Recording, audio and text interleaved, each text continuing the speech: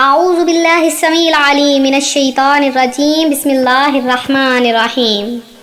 اللہ کے نام سے شروع کرتی ہوں جو بہت ہی مہربان اور نہایت ہی رحم کرنے والا ہے۔ آپ کے تمام مسائل کا حل صرف 5 سیکنڈ کے اس وظیفے سے۔ کوئی بھی مسئلہ ہو، کوئی بھی حاجت ہو یا کوئی ظاہری تدبیر کارگر نہ رہے تو آپ خشوع و خضوع کے ساتھ اس عمل کو کریں اور پھر قدرت کے کرشمے اپنی آنکھوں سے دیکھیں۔ آپ کی تمام حاجتیں پوری ہو جائیں گی۔ جس خواہش، جس مراد کو ذہن میں رکھ کے آپ یہ عمل کرو گے، 5 سیکنڈ کے اس عمل سے آپ کی تمام حاجتیں پوری ہو جائیں گی۔ اللہ کی ذات پر مکمل بھروسہ رکھتے ہوئے آپ یہ عمل ضرور کریں۔ تو میں اپنا وظیفہ شروع کروں گی اس سے پہلے میں اپنے تمام ان نئے آنے والے ویور سے گزارش کرتی ہوں جو ابھی ہمارے چینل پر نئے آئے ہیں کہ ہمارا چینل سبسکرائب کرنا ہرگز نہ بھولیں اور ساتھ دیے بیل آئیکن کا بٹن بھی پریس کریں تاکہ ہر آنے والی نئی ویڈیو سب سے پہلے آپ تک پہنچ سکے۔ اگر سب سے پہلے نوٹیفیکیشن آپ تک پہنچے، سب سے پہلے ویڈیو آپ تک پہنچے تو اس کے لیے آپ نوٹیفیکیشن کا جو ساتھ بیل آئیکن کا بٹن ہے اس کو پریس ضرور کریں۔ سب سے پہلے میں درود پاک کی فضیلت بتاؤں گی۔ نبی کریم رؤوف الرحیم صلی اللہ علیہ وآلہ وسلم نے ارشاد فرمایا، جسے یہ پسند ہو اللہ پاک کی بارگاہ میں پیش ہوتے وقت اللہ پاک اس سے راضی ہو تو اسے چاہیے کہ مجھ پر کثرت سے درود پڑھے۔ آپ بھی مل کر میرے ساتھ دن بھر اگر آپ نے درود پاک نہیں پڑھا اور آپ کی ویڈیو دیکھ رہے ہیں، ثواب میں حصہ دار بن جائیں۔ میرے ساتھ مل کر درود پڑھیے۔ الصلاۃ والسلام علیک یا رسول اللہ وعلی آلک وصحابک یا حبیب اللہ۔ الصلاۃ والسلام علیک یا نبی اللہ وعلی آلک وصحابک یا نور اللہ۔ میرے وہ بہن بھائی جو تہجد گزار ہیں، گریہ و زاری کرنے والے ہیں، نیکی کرنے والے ہیں، وہ یہ بات سن لیں کہ اگر آپ تہجد گزار ہیں اور گریہ و زاری کرنے والے ہیں، نہایت عبادت گزار ہیں، رمضان المبارک کے آپ نے روزے رکھے ہیں، کثرت سے عبادت کرتے ہیں، کلمہ طیبہ کا ورد کرتے ہیں، درود پاک پڑھتے ہیں، تو اپنی ان نیکیوں کو چھپائیے، کیونکہ اگر آپ نیکیوں کو ظاہر کریں گے تو آپ ریاکار بن جائیں گے۔ اور ریاکاری کا اس قدر گناہ ہے کہ ریاکاری انسان کی ساری نیکیوں کو ختم کر دیتی ہے۔ جیسا کہ حضرت منصور بن عمار رضی رحمۃ اللہ علیہ ارشاد فرماتے ہیں، ایک نہایت عبادت گزار، پابند، تہجد اور گریہ و زاری کرنے والا شخص مجھ سے بہت عقیدت رکھنے والا اور میرے دکھ سکھ کا ساتھی تھا۔ وہ اکثر ملاقات کے لیے میرے پاس آیا کرتا، پھر کافی دن تک نہ آیا۔ پوچھنے پر معلوم ہوا کہ وہ شدید بیمار ہے۔ میں اس کے گھر گیا تو دیکھا اس کا چہرہ سیاہ، آنکھیں نیلی اور ہونٹ موٹے ہو چکے ہیں۔ میں نے ڈرتے ڈرتے کہا، اے میرے بھائی، لا الہ الا اللہ کی کثرت کر۔ اس نے آنکھیں کھولی اور مشکل سے میری طرف دیکھا، پھر اس پر بے ہوشی طاری ہو گئی۔ دوسری مرتبہ بھی ایسا ہی ہوا۔ تیسری مرتبہ میں نے کہا، اگر تو نے کلمہ طیبہ نہ پڑھا تو نہ میں تجھے غسل دوں گا، نہ کفن، اور نہ ہی تیری نماز جنازہ پڑھوں گا۔ یہ سن کر اس نے آنکھیں کھولی اور کہا، اے میرے بھائی منصور، کلمہ طیبہ اور میرے درمیان رکاوٹ کھڑی کر دی گئی ہے۔ میں نے کہا، لا حول ولا قوت الا باللہ العلی العظیم، کہاں گئیں تیری وہ نمازیں، وہ روزے اور راتوں کا قیام؟ یہ سن کر بڑی حسرت سے کہا، میرے وہ اعمال اللہ پاک کی رضا کے لیے نہیں تھے، بلکہ میں تو اس لیے عبادت کیا کرتا تاکہ لوگ مجھے نمازی، روزہ دار اور تہجد گزار کہیں۔ جب میں تنہائی میں ہوتا تو چھپ کر برہنہ یعنی ریاں ہو کر شراب پیتا اور نافرمانیوں سے اپنے رب کریم کا مقابلہ کرتا۔ ایک عرصے تک گناہوں کا یہ سلسلہ جاری رہا، پھر میں ایسا شدید بیمار ہوا کہ بچنے کی امید نہ رہی۔ میں نے قرآن پاک منگوا کر پڑھنا شروع کیا۔ جب سورہ یاسین تک پہنچا تو قرآن کریم کو بلند کر کے بارگاہ خداوندی میں عرض کیے، اللہ پاک اس قرآن عظیم کے صدقے مجھے شفا عطا فرما، میں آئندہ گناہ نہیں کروں گا۔ اللہ نے میری توبہ قبول کی اور میں ٹھیک ہو گیا۔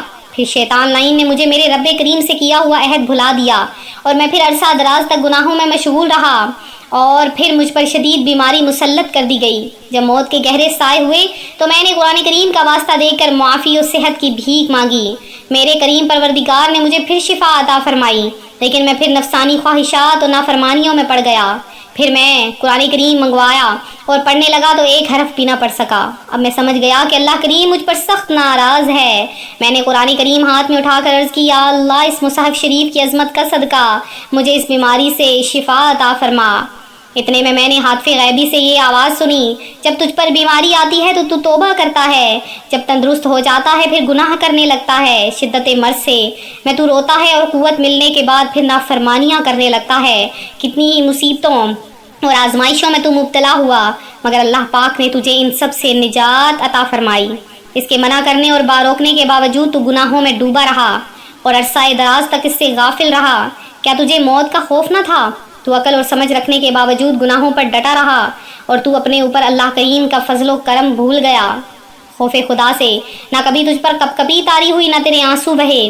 کتنی مرتبہ تو نے اللہ کریم سے کیا ہوا وعدہ توڑ ڈالا، بلکہ تو ہر بلائی کو بھول گیا، اور یہ تو بھول گیا کہ تیرا ٹھکانہ قبر ہے جو ہر لمحہ تجھے موت کی آمد کی خبر سنا رہی ہے۔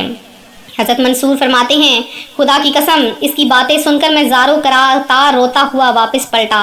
گھر پہنچنے سے پہلے مجھے خبر ملی کہ اس کا انتقال ہو گیا۔ ہم اللہ پاک سے اس نے خاتمہ کی دعا کرتے ہیں، کیونکہ بہت سے روزے دار اور راتوں کو قیام کرنے والے برے خاتمے سے دوچار ہو گئے۔ مجھے دے دے ایمان پر استقامت پے سید محتشم یا الہی، خدایا برے خاتمے سے بچانا، پڑھوں کلمہ جب نکلے دم یا الہی۔ تو اب آپ لوگ یہ مت سمجھیں کہ جس بندے کے منہ سے کلمہ نہ نکلا یا معاذ اللہ اس کی زبان سے کوئی کفریہ کلمہ نکل جائے پھر بھی اس پر کفر کا حکم نہیں لگایا جا سکتا۔ ہو سکتا ہے کہ موت کی سختی سے عقل زائل ہو گئی ہو، تو بس ہمیشہ یہ بات یاد رکھیں، جو میری بات تھی، مین مقصد تھا کہ ریاکاری کے سبب انسان دنیا کی ذلت اور رسوائی کا مزہ چکھ لیتا ہے۔ ریاکاری کے سبب مرتے وقت کلمہ نصیب نہ ہونے کا خطرہ ہوتا ہے۔ آپ لوگ ریاکاری سے بچیں اور اپنی عبادات کو ضائع ہونے سے بچاتے رہیں۔ وہ کیسے؟ چھپ کر عبادت کریں، چھپ کر نیکیاں کریں۔ اور آج میں آپ کے لیے جو وظیفہ لائی ہوں، آپ کے ہر مقصد کا حل، ہر پریشانی کا حل صرف ایک چھوٹا سا وظیفہ ہے۔ آپ نے یہ وظیفہ کرنا ہے، انشاءاللہ عز و جل اس وظیفے کی برکت سے آپ کی تمام حاجتیں مرادیں پوری ہو جائیں گی۔ تو کوئی بھی مسئلہ ہو، حاجت ہو یا کوئی ظاہری تدبیر کارگر نہ ہے، تو نماز تہجد کے بعد یا نماز فجر کے بعد، ان دو نمازوں میں سے، ان میں نمازوں میں خاص ایک برکت اور رحمتیں ہوتی ہیں، تو ان دو نمازوں کے بعد ہی آپ یہ عمل کر سکتے ہیں۔ تو آپ نے سورۃ الحج کی آیت نمبر 40 میں نے یہ سامنے اسکرین پر لکھ دی ہے، اس کا ایک حصہ آپ نے 101 بار خشوع و خضوع کے ساتھ پڑھنا ہے، اور پھر قدرت کے کرشمے آپ اپنی آنکھوں سے دیکھیں گے۔ بے شمار لوگوں نے اس کو آزمایا ہے اور اس کا جو منظر ہے وہ اپنی آنکھوں سے دیکھا ہے۔ یہ آپ کے لیے صدقہ جاریہ ہے۔ آپ اس کو شیئر بھی کریں، ویڈیو کو لائک کریں۔ اگر آپ اس کو شیئر کریں گے تو یہ آپ کے لیے صدقہ جاریہ یعنی ہمیشہ رہنے والا صدقہ بن جائے گا۔ آیت کریمہ میں پڑھ کر سنا دیتی ہوں، آپ نے پڑھنا ہے ان اللہ لقوی عزیز۔ یہ آیت نمبر 40 کا ایک حصہ ہے، ان اللہ لقوی عزیز۔ آپ نے 101 بار اس کو خشوع و خضوع، مکمل کامل یقین کے ساتھ اور اللہ کی ذات پر بھروسہ رکھتے ہوئے آپ نے یہ عمل کرنا ہے۔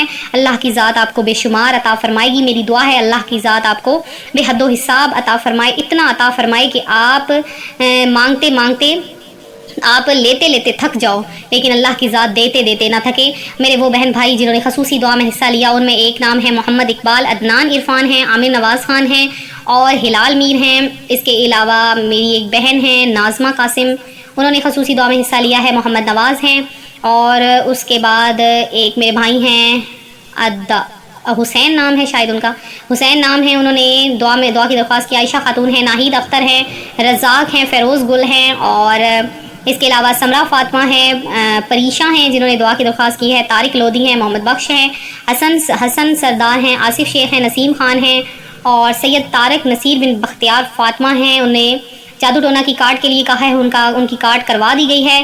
اللہ تعالیٰ آپ کی مصیبتیں دور فرمائے اور برے لوگوں کے شر سے بچائے آپ کو۔ افسانہ خان نے دعا کی درخواست کی ہے، اور اس کے علاوہ نوشین ہیں، انہوں نے اپنی والدہ کا نام ساجدہ بتایا ہے اور ان کے لیے دعا کی درخواست کی ہے۔ ظاہر احمد ہیں، اللہ تعالیٰ آپ سب کی حاجتیں مرادیں پوری فرمائے۔ تو اسی طرح سے مزید کمنٹ میں اپنا نام لکھتے رہیں، انشاءاللہ آپ کے لیے خصوصی دعا کا اہتمام جمعرات کی شام کو کروایا جائے گا۔ تو ملتے ہیں اپنے اگلے وظیفے کے ساتھ، دعاؤں میں یاد رکھیں، اپنا خیال رکھیں، فی امان اللہ۔